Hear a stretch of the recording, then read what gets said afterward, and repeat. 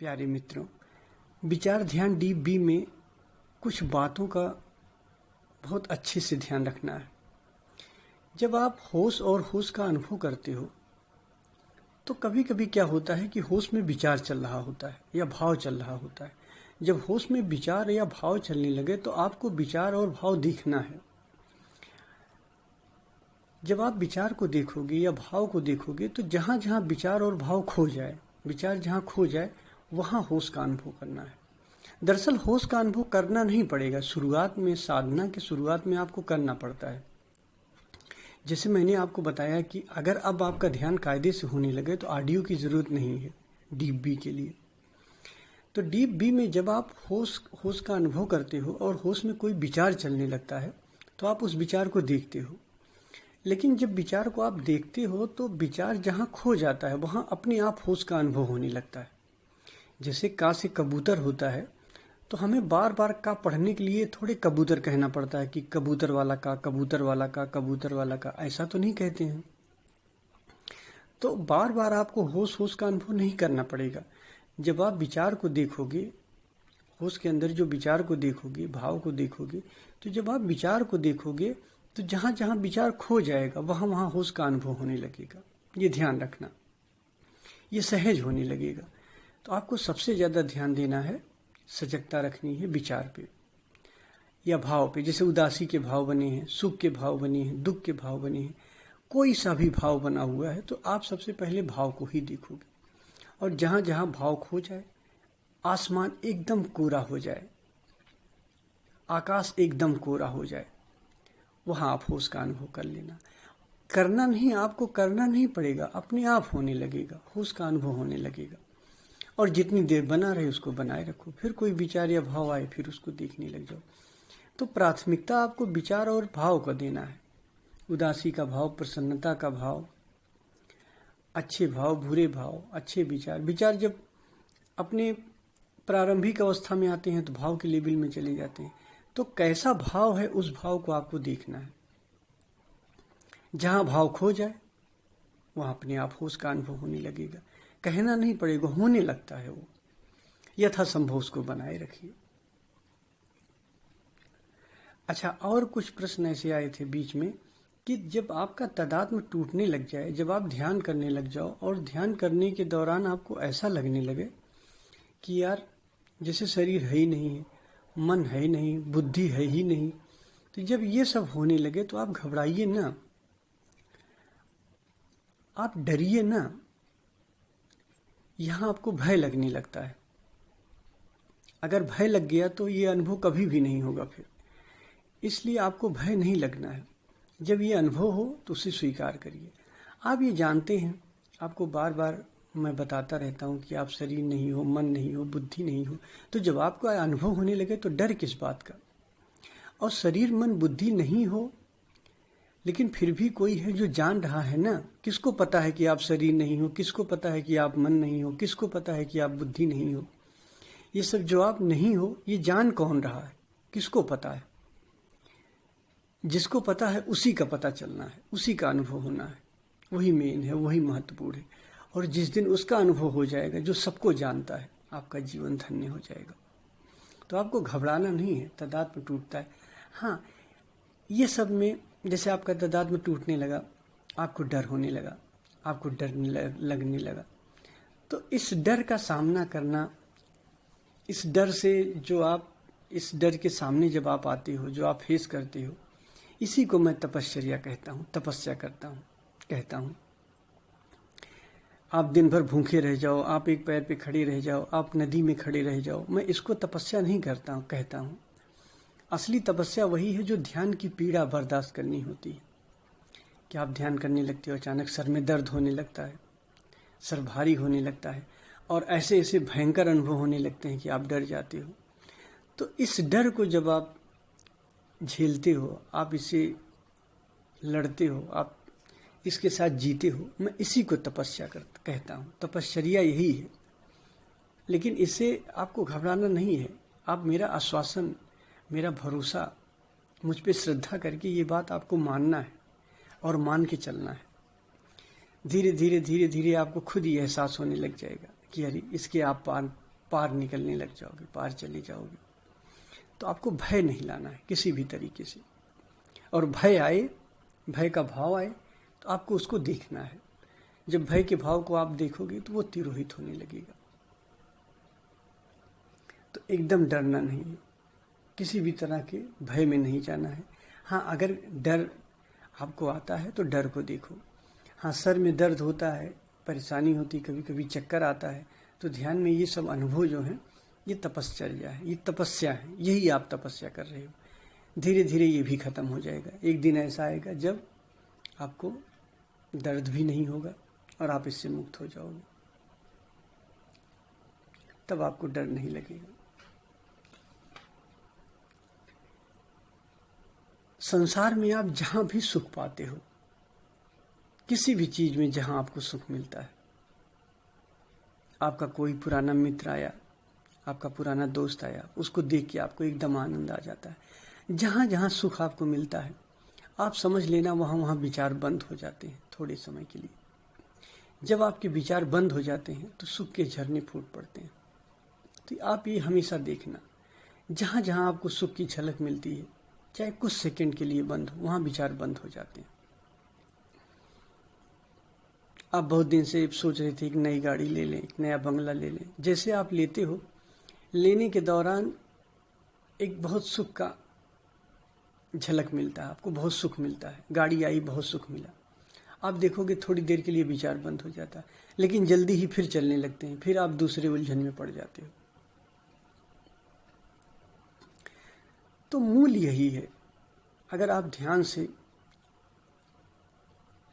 तपश्चर्या से इसको बंद करने में आप सक्सेस हो जाओ, सफल हो जाओ, तो जीवन धन्य हो जाए। फिर आनंद तो बरसता रहेगा 24 घंटा। यहाँ कभी कभी आप ये सोचते हो कि एक दिन जब हम मिट जाएंगे, जैसे हमने बताया कि आप विचार नहीं हो, मन नहीं हो, बुद्धि नहीं हो, जब एक दिन आपको इसका एहसास हो जाएगा आप कुछ भी नहीं हो, तो काम कैसे चलेगा, कौन करेगा? तब परमात्मा ही सारा कार्य करेगा। आपके भीतर साक्षी का अवतरण होगा, परमात्मा आपके भीतर उतर जाएगा, फिर सारा कार्य वही करेगा, फिर आपको नहीं कुछ करना है। इसलिए आप इसकी चिंता ना करो कि जब मन नहीं रहेगा, बुद्धि नहीं रहेगा, तो काम कैसे होगा। काम और अच्छे से होगा और बेहतर होगा काम। आप तो काम खराब कर देते हो ना, परमात्मा खराब नहीं करेगा काम। परमात्मा और सुंदर तरीके से कार्य करेगा। तो इसके बारे में आप नहीं, आपको सोचना है कि जब मैं मिट जाऊंगा, मन बुद्धि सब चली जाएगी, तो क्या होगा। ऐसा नहीं मन बुद्धि चली गई तो आप एकदम से पागल हो गए, आप बुद्धू हो जाओगे, नहीं। जब भी आप मन बुद्धि का आवाहन करोगे, वो हाजिर हो जाएंगे, वो नौकर की तरह रहेंगे, गुलाम की तरह। अभी क्या है, अभी वो आपके मालिक की तरह है, अभी आपको नचाते हैं, फिर आप उनका उपयोग करोगे। तो मन बुद्धि का आप उपयोग करोगे। बुद्धत्व के बाद ऐसा नहीं कि आदमी बुद्धू हो जाता है, बुद्धू से ही बुद्धत्व बना है। लगता है देखने में बुद्धू जैसा लगेगा, एकदम शांत मौन, वो भी बैठा हुआ, और बुद्धू भी वैसे बैठा रहता है, लेकिन दोनों में बहुत बड़ा अंतर होता है। बुद्धत्व को उपलब्ध व्यक्ति बुद्धि के पार निकल चुका है, और बुद्धू अभी बुद्धि के नीचे है। बुद्धत्व को उपलब्ध बुद्धि का उपयोग कर सकता है, और बुद्धू बुद्धि का उपयोग ही नहीं कर सकता, क्योंकि अभी बुद्धि जगी ही नहीं। तो दूसरों को देखने में लग सकता है, लेकिन आप एक गहन आनंद में रहते हो। तो अपने आप को आप पहचानो, आप कौन हो, अपने आप को जानो। जिस लिए आप यहाँ आए हो, जो आपके जीवन का उद्देश्य है, उसे पूरा करना है। किसी भी डर का सामना ना करो। अगर चले हो तो दिल से चलो, मन लगा के चलो, पूरी श्रद्धा से चलो, पूरी शिद्दत से चलो, कुनकुने ना चलो। आप अपने स्वभाव को, अपने स्वरूप को पहचानो। एक अगर यात्रा की शुरुआत किए हो तो उसका अंत भी करो, मंजिल तक पहुंचो। आप डर जाते हो, आप भयग्रस्त हो जाते हो, आप भरोसा करो, मुझ पे श्रद्धा करो और चलो।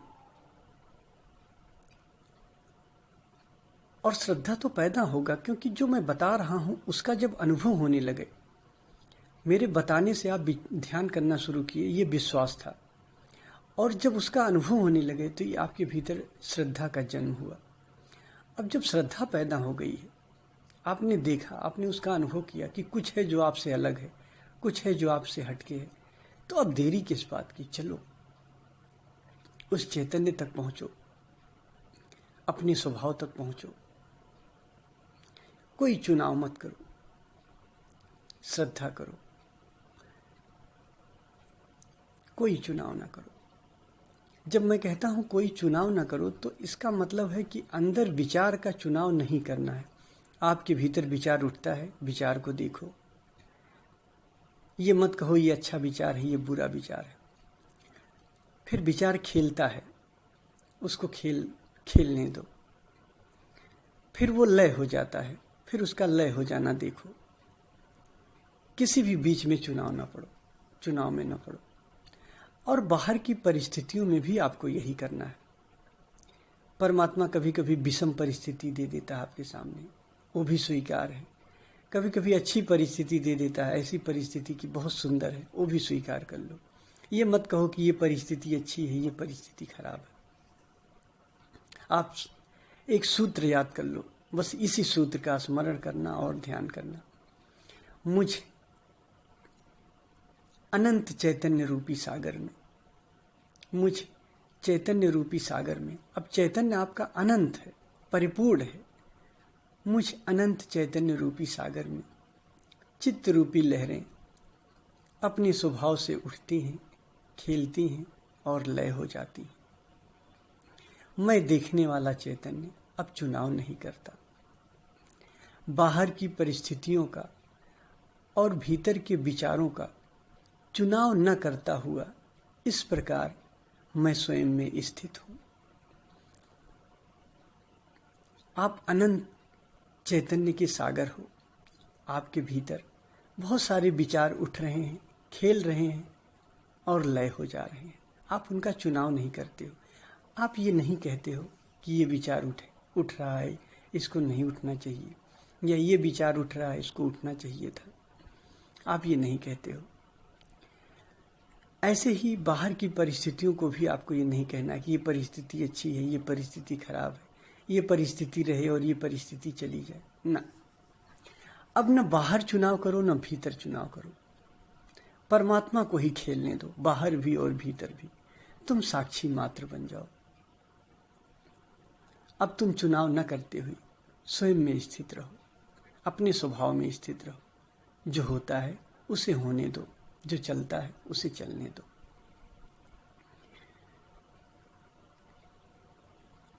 अगर ऐसा करने में आप सफल हुए तो वो दिन दूर नहीं है जिस दिन आप अपने स्वभाव में स्थित ना हो जाओ।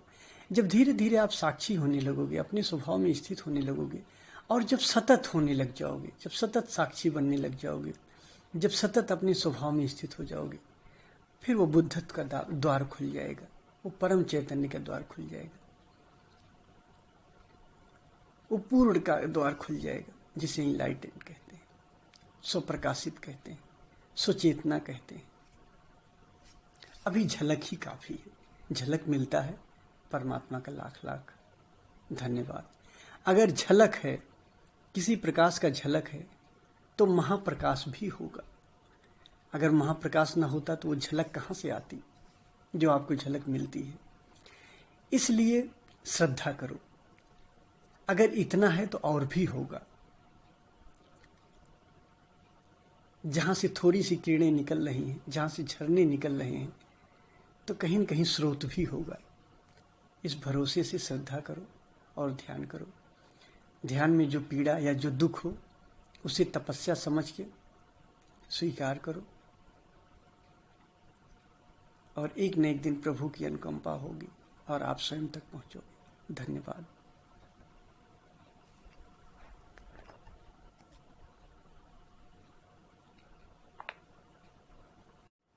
प्यारे मित्रों, विचार ध्यान डीप बी में कुछ बातों का बहुत अच्छे से ध्यान रखना है। जब आप होश और होश का अनुभव करते हो तो कभी कभी क्या होता है